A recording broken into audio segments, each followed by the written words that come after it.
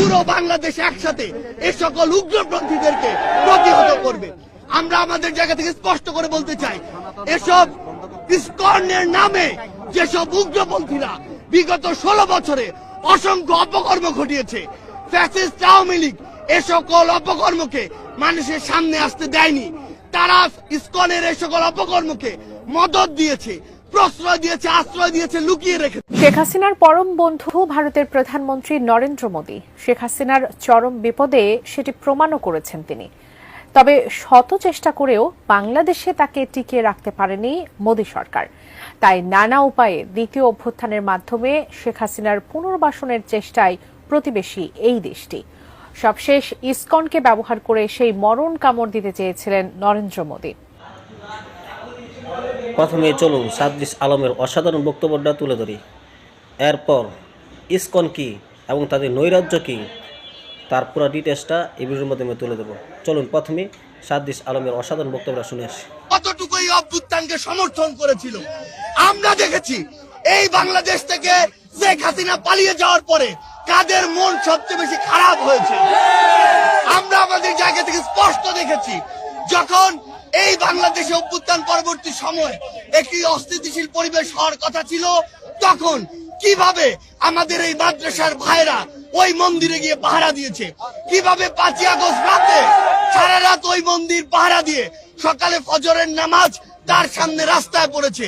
সেখানে এই সহানুভূতিকে কেউ যদি প্রশ্রয় হিসেবে দেখে, আমরা স্পষ্ট করে বলে দিতে চাই, শুধু অন্তর্বর্তীকালীন সরকার নয়, বৈষম্য বিরোধী ছাত্র আন্দোলন নয়, জাতীয় নাগরিক কমিটি নয়, পুরো বাংলাদেশ একসাথে এই সকল উগ্রপন্থীদেরকে প্রতিহত করবে। আমরা আমাদের জায়গা থেকে স্পষ্ট করে বলতে চাই, এসব ইসকনের নামে যেসব উগ্রপন্থীরা বিগত 16 বছরে অসংখ্য অপকর্ম ঘটিয়েছে, ফ্যাসিস্ট আওয়ামী লীগ এ সকল অপকর্মকে মানুষের সামনে আসতে দেয়নি। তারা ইসকনের এই সকল অপকর্মকে মদত দিয়েছে, প্রশ্রয় দিয়েছে, আশ্রয় দিয়েছে, লুকিয়ে রেখেছে। কিন্তু তাদের চরিত্র কি, তারা কিভাবে মানুষকে জবাই করে, এই দৃশ্য আমরা গতকালকে দেখেছি। আমরা আমাদের জায়গা থেকে স্পষ্ট করে বলতে চাই, বাংলাদেশের মানুষ যেমন সকল ধর্মের প্রতি সহানুভূতিশীল, একইভাবে সকল উগ্রবাদীদের বিপক্ষে তাদের রক্ত গরম হয়ে সর্বোচ্চ অবস্থানে যেতে, তাদের বিরুদ্ধে দাঁড়াতে, তাদের প্রতিহত করতে বিন্দুমাত্র দ্বিধা করবেন না। আমরা আমাদের জায়গা থেকে সরকারকে স্পষ্ট করে বলতে চাই, যারা আমার ভাইকে হত্যা করেছে তাদেরকে যদি গ্রেফতার করে দৃষ্টান্তমূলক শাস্তি না দেওয়া হয়, তাহলে পুরো বাংলাদেশের এই যে ছাত্র জনতা একসাথে সরকারের বিরুদ্ধে তাদের জায়গা থেকে প্রতিবাদ জানাবে। আমরা আমাদের জায়গা থেকে বলে দিতে চাই, যদি এই ক্ষেত্রে দৃষ্টান্তমূলক শাস্তি না হয়, তাহলে এটি হবে সরকারের বিচার ব্যবস্থার ক্ষেত্রে অন্যতম একটি ব্যর্থতা। আমাদের জায়গা থেকে স্পষ্ট কথা, এই যারা ইসকন নামের, যারা এই উগ্রপন্থী একটি মনোভাব বাংলাদেশে ছড়াচ্ছে, হিন্দুত্ববাদী মনোভাব বাংলাদেশে ছড়াচ্ছে, তাদেরকে অবিলম্বে নিষিদ্ধ করে বাংলাদেশের স্থিতিশীলতার জন্য, শান্তিপূর্ণ পরিবেশের জন্য তাদেরকে অবিলম্বে নিষিদ্ধ। ইসকন একটি সাম্প্রদায়িক সংগঠন। ধর্ম প্রচারের নামে নানা অপরাধ আর সাম্প্রদায়িক দাঙ্গা বাঁধানোই মূল উদ্দেশ্য সংগঠনটির। বিগত কর্মকাণ্ড নজরে রাখলে সংগঠনটিকে সন্ত্রাসী গোষ্ঠী হিসেবেও আখ্যা দেয়া যায়। সমাবেশ করে ইসকন। সমাবেশ থেকেই শুরু হয় সাম্প্রদায়িকতা দাঙ্গা বাঁধানোর মূল ষড়যন্ত্র, আর যার নেতৃত্ব দিয়েছেন সংগঠনটির মুখপাত্র চিন্ময় কৃষ্ণ দাস।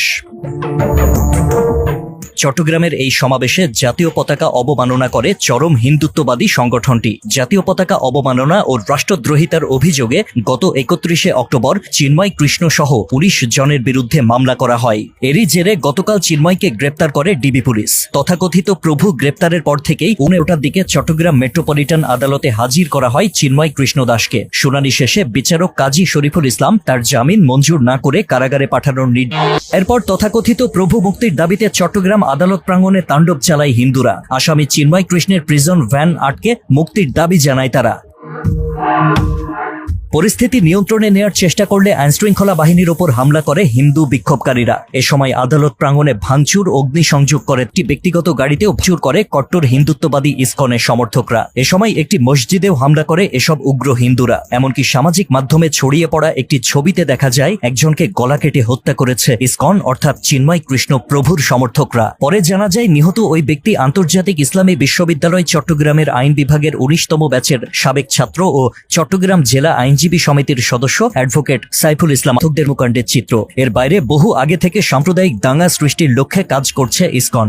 ধর্মীয় কার্যক্রমের আড়ালে চিন্ময় কৃষ্ণ প্রভুর মতো সমালোচিত ব্যক্তিদের উদ্দেশ্য ছিল ভিন্ন।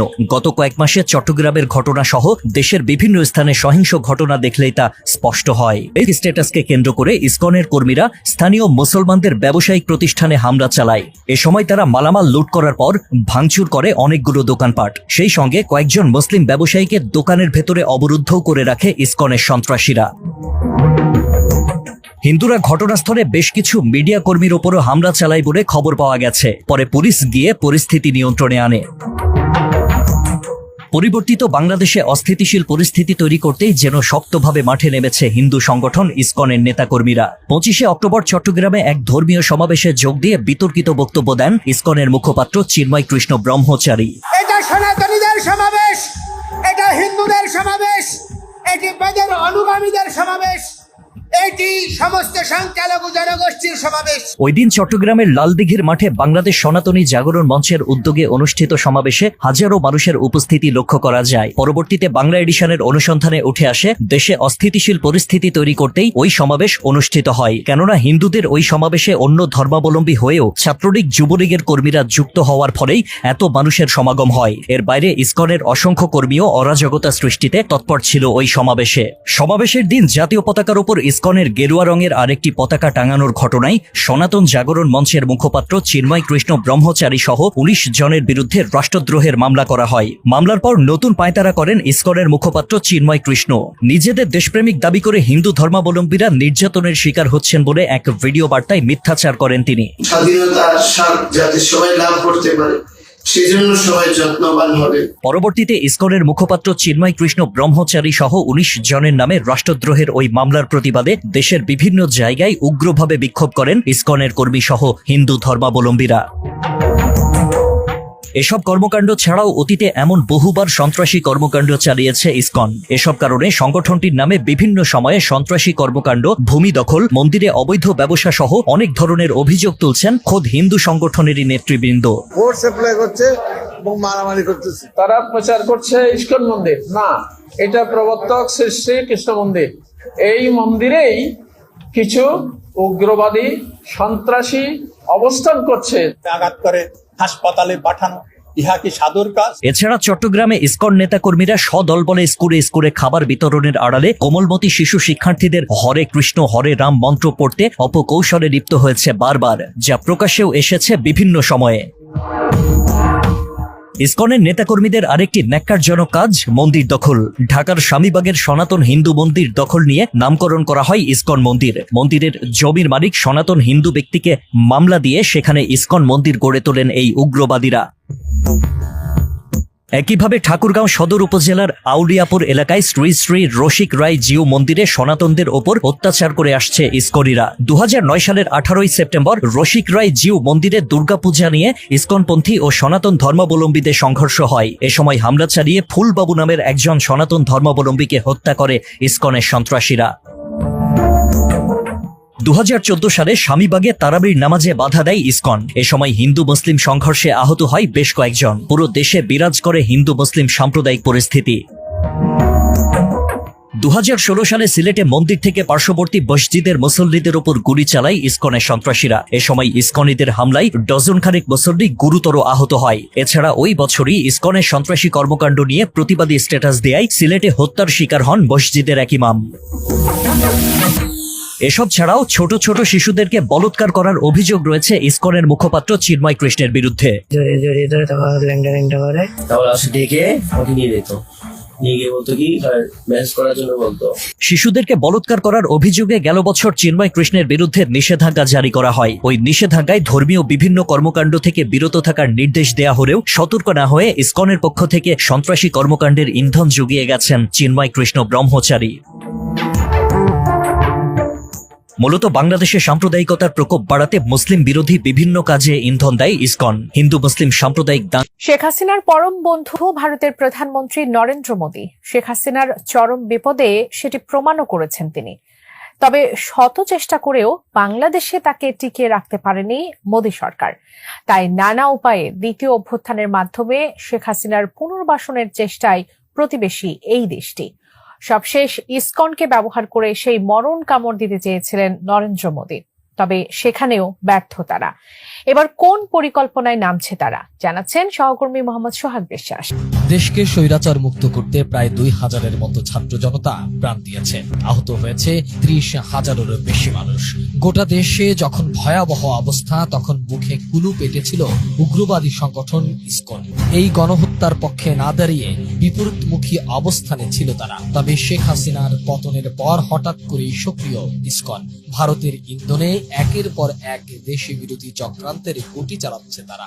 দীর্ঘ 16 বছর ধরে লুটপাট, গুম, খুন, গণহত্যা সহ মানবতা বিরোধী নানা অপরাধ করেছে আওয়ামী লীগ সরকার। তাই জনরোষের কারণে প্রকাশ্যে আসতে পারছে না দলটির নেতাকর্মীরা। আর এই কারণেই আড়ালে থেকে একের পর এক দেশ বিরোধী ষড়যন্ত্রের কলকাঠি নাড়ছে ফেসিবাদের দোসররা। ইতিমধ্যে আনসার লীগ, রিকশা লীগ, বিশ্ববিদ্যালয় লীগ, গার্মেন্টস লীগ, দাবি দেওয়া লীগ, 16 বছরের বঞ্চিত লীগ সহ নানা রূপে প্রতি বিপ্লবের চেষ্টা করে ব্যর্থ হয়েছে তারা। এসব করে সাধারণ মানুষের জনজীবন অতিষ্ঠ করে তোলে আওয়ামী লীগ। সবশেষ 25 নভেম্বর সারা দেশ থেকে কিস্তি লীগের সদস্যদের এনে শাহবাগে সমাবেশ করতেও ব্যর্থ হয় তারা। গণ অভ্যুত্থানে পরাজয়ের পর প্রথম থেকেই হিন্দুদের নিয়ে গভীর এক ষড়যন্ত্র করতে থাকে আওয়ামী লীগ। অন্তর্বর্তী সরকারকে অস্থিতিশীল করতে সাম্প্রদায়িক দাঙ্গা বাঁধানোর যে কয়টি প্রচেষ্টা করা হয়েছে, তার পিছনে বিতর্কিত ইসকন নেতা চিন্ময় কৃষ্ণ দাস ব্রহ্মচারীর সরাসরি ইন্ধন রয়েছে বলে তথ্য আছে গোয়েন্দা সংস্থাগুলোর কাছে। রাষ্ট্রদ্রোহ মামলার এই আসামি চট্টগ্রামের জমি দখল, সাম্প্রদায়িক উস্কানি সহ নানা অনৈতিক কর্মকাণ্ডের হোতা। এতদিন পর্দার আড়ালে থেকে তাকে ব্যবহার করে কলকাঠি নাড়ছিল ভারত ও আওয়ামী লীগ। 25 নভেম্বর রাষ্ট্রদ্রোহ মামলায় তাকে আটক করলে সঙ্গে সঙ্গে প্রতিবাদী বিবৃতি দেয় ফেসিবাদী আওয়ামী লীগ। প্রকাশ্যে এই হঠকারী বিবৃতির মাধ্যমে আওয়ামী লীগের মুসলিম ও দেশ বিরোধী ষড়যন্ত্রের মুখোশ উন্মোচন হয়েছে বলে মনে করছেন নেটিজেনরা। বাংলাদেশ আওয়ামী লীগের প্রেসিডিয়াম সদস্য জাহাঙ্গীর কবির নানক সোমবার এক বিবৃতিতে চিন্ময় কৃষ্ণ দাসকে গ্রেপ্তারের তীব্র নিন্দা ও প্রতিবাদ জানিয়ে এবং অনতিবিলম্বে তার মুক্তির দাবি করেছেন। চট্টগ্রামের হাজারি গলিতে সাম্প্রদায়িক দাঙ্গা সৃষ্টির অপচেষ্টার অংশ হিসাবে সহিংসতা, সেনা সদস্য ও পুলিশ বাহিনীর সদস্যদের উপর ভয়ঙ্কর অ্যাসিড হামলার নেপথ্যের ভূমিকার অভিযোগ রয়েছে এই ইসকন নেতার বিরুদ্ধে। এর আগে চট্টগ্রামের নিউ মার্কেট চত্বরে মুক্তমঞ্চে ছাত্র জনতার উড়ানো জাতীয় পতাকার উপর গেরুয়া পতাকা উড়িয়ে অবমাননা করে দেশের স্বাধীনতা, সার্বভৌমত্ব ও জাতীয় অখণ্ডতাকে অস্বীকার করার মতো অপরাধ করেছে বলেও অভিযোগ রয়েছে ইসকনের এই নেতার বিরুদ্ধে। এদিকে সনাতনী জাগরণ জোটের মুখপাত্র ও পুণ্ডরিক ধামের অধ্যক্ষ চিন্ময় কৃষ্ণ দাসকে আটকের বিষয়ে ভারতের হস্তক্ষেপ চেয়ে চিঠি দিয়েছে ইসকন। গতকাল তাদের অফিসিয়াল এক্স হ্যান্ডেলে টুইট করে জানিয়েছেন, সন্ত্রাসবাদের সাথে ইসকনের যুক্ত থাকার অভিযোগ ভিত্তিহীন এবং অত্যন্ত আপত্তিজনক। এরপরই চিন্ময় কৃষ্ণ দাসকে গ্রেপ্তার ও জামিন বাতিলের ঘটনায় উদ্বেগ প্রকাশ করেছে ভারত সরকার। মঙ্গলবার দেশটির পররাষ্ট্র মন্ত্রণালয়ের এক বিবৃতিতে এই উদ্বেগ জানানো হয়েছে। বাংলাদেশের সার্বভৌমত্ব, স্বাধীনতার উপর কোনো প্রকার হস্তক্ষেপ, কোনো প্রকার আঘাত আসে এবং রাষ্ট্রের প্রতি অবমাননা হয়, রাষ্ট্রদ্রোহের মতো ঘটনা ঘটলে সেক্ষেত্রে সরকার অবশ্যই কঠোর ব্যবস্থা নেবে এবং সেক্ষেত্রে একটা গ্রেফতারের ঘটনাকে কেন্দ্র করে এখন অস্থিতিশীল পরিস্থিতি তৈরির চেষ্টা করা হচ্ছে। অন্যদিকে রাষ্ট্রদ্রোহের মতো ঘটনায় যুক্ত থাকলে কোনো প্রকার ছাড় দেওয়া হবে না বলে জানিয়েছেন অন্তর্বর্তীকালীন সরকারের স্থানীয় সরকার, যুব ও ক্রীড়া উপদেষ্টা আসিফ মাহমুদ